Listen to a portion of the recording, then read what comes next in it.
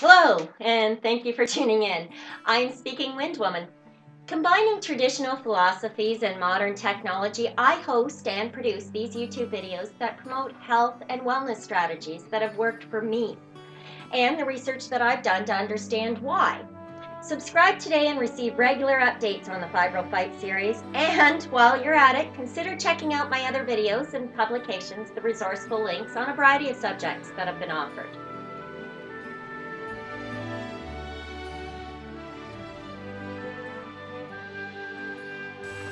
This series introduces strategic suggestions based on current research and focuses on the 5 key factors affecting the success in fighting fibro. Diet, exercise, natural pain and symptom relief, techniques for quality sleep, rest, and most essential, adopting and maintaining a more positive attitude. Fibromyalgia is a chronic disorder that is characterized by widespread musculoskeletal pain, fatigue, and tenderness in localized areas. Rheumatologists have 2 criteria for diagnosing fibromyalgia. The first is a history of widespread pain that has lasted over 3 months, and the presence of tender points in 18 sections of the body. At least 11 of these points must be tender for a clinical diagnosis to be complete. I personally was diagnosed in or around 99-2000, and I went straight into denial psychologically. However, despite mind over matter, my butt still landed and stayed in a hospital bed or an electric wheelchair for extended periods of time, lasting days, weeks, or even months. I fought battles in vain, and winning some, losing most, against a make-believe internal enemy for 5 years before I conceded the war.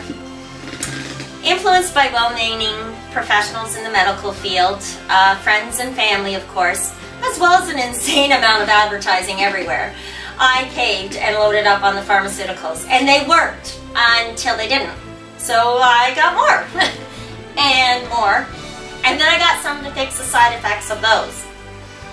And so on, until finally my ability to live was solely dependent on pharmaceutical chemical drugs, and they didn't work. I existed in a delusional drugged fog, filling with toxins, wondering when I'd finally die. But then, weighing little more than 75 pounds and without an appetite, I was very physically and mentally stressed. My bladder emptied into an attached catheter, and I was only eliminating my bowel every 28 to 32 days on average. By 2011, I was taking 8 to 14 pills every 4 to 6 hours for a total of 96 pills a day, plus a fentanyl patch and Demerol or morphine as required. That's when I had a stroke. I was in the hospital for nearly a month, during which time something happened. A part of my subconscious was woken up, and though I couldn't explain what was different, something certainly was.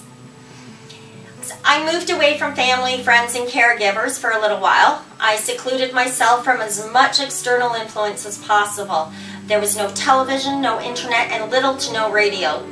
The communication with the outside world was limited only to caregivers and rare moments with limited friends and family. I spent my time reading a great deal, mostly about Ojibwe history, culture, lore, traditions, the healing and philosophy of the Anishinaabe. I learned a lot about my roots, and I came to understand the teachings of my elders with a much clearer understanding of the components and influences that make me, me. I adopted many of these philosophies, and I began learning about the natural medicines, the wild herbs and plants in our region and around the globe. Unfortunately, it got a little bit worse before it got better. Unintentionally, I mistook my medications and overdosed on the fentanyl, which was a horrible emergency room experience that I will definitely share in future videos. However, regardless, I survived, and terrified that it could happen again, I disposed of all the medications when I returned home, acknowledging the fact that without these meds, I'd most probably be dead in a very short time. Quite frankly though, I was through with simply existing. My first grandchild had been born only days before the accident, and the thought of having to spend the rest of my life as a husk of a being was not the type of memories that I intended to leave as a legacy in anyone's mind. I spent the next several days in and out of consciousness, enduring, oh my God, unexpressible, horrendous withdrawals during the detox, and I truly applaud anyone who has survived such an experience. You're amazing. So what happened to me? Because as you can see, it didn't kill me. Theoretically, the overdose forced a cleansing of toxins from my system, or so to speak, which also induced a major bowel blowout, and through a series of events, I was finally introduced to a medical marijuana enthusiast who taught and introduced me to the many hundreds of other benefits that are achieved from the plant besides simply alleviating spasms, pain, and helping with sleep. First, I learned how to cook with cannabis and incorporate it into at least one meal and/or snack each day. Don't forget to check out the Cooking with Cannabis Cure information series that will soon be available on our website. For me, ingesting marijuana meant an increase in appetite, which led to an increase in weight, and energy, which led to an increase in activity, ultimately improving digestion and elimination. I had a clearer mind, better focus. I developed a healthier attitude towards living and experienced a continued decrease in spasticity. Recognizing the benefits and symbiotic connections, my studies began. Studying the marijuana plant and its medicinal attributes and benefits encouraged further learning, study, and understanding, and not just about this particular plant, but all kinds of native natural remedies and cures. So I'm working on a Butter Me Up series. Check it out, stay tuned. Well, winter passed and spring came, and with it, for me, a second lifetime to live. I moved back to my hometown, the beautiful and scenic Penetanguishene. Lured by the bay and the bush, I began taking daily walks, seeking out all these plants that I read about, studying the wildlife, and really truly enjoying the daily exercise and stretch routines I had begun implementing into my regime. By far, this has been what got my get up and go up and going. I still experience periodic and unpredictable days or moments in which I feel like that get up and go got up and went, but typically it's because I'm messing with one of the key factors to fight fibro. Weather is a continuous challenge that plays havoc with my system, and I'm planning a new strategy. I have been researching success stories and will keep you posted with all that I find on the subject. Nonetheless, more food meant more energy and strength, and within a few short months, now it probably helped that I was entering into the warm summer months. But I began walking, just a few steps at first, but by the end of the year I was fully mobile and hope was definitely on the horizon. I put a lot of effort into eating several times a day, quality, not processed foods. I'm now walking 3 to 5 kilometers a day, weather permitting of course, and I make great efforts to go at least once a week for a 10 to 15 kilometer hike through the bush or some other physically tenuous activity like a bike ride. I enjoy 15 to 30 minutes of high intensity, not impact, Pilates, and or yoga. And I happily dance with that adorable grandson I spoke of earlier.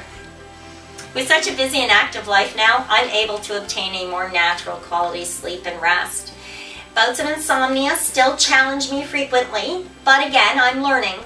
Utilizing cannabis to induce sleep has been effective when inhaled through smoke or vapor, and has become a very large part of my daily regime as well.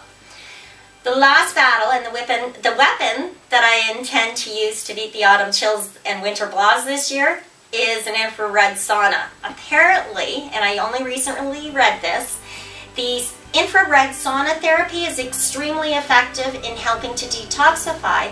It also helps for us fibro sufferers to get our internal thermostat to function a little more productively. That being said, I'm hoping to beat the winter chills with a personal unit in the very near future. In conclusion, the FIBRO-FIGHT videos that are offered through GYPSY Wind Productions introduces strategic suggestions for implementing tools based on current research, focusing on the key factors of success: diet, exercise, proper quality sleep and rest, as well as an improved attitude. Education is empowerment, and I hope that my story has offered hope and motivated you or a loved one to take action and fight fibro.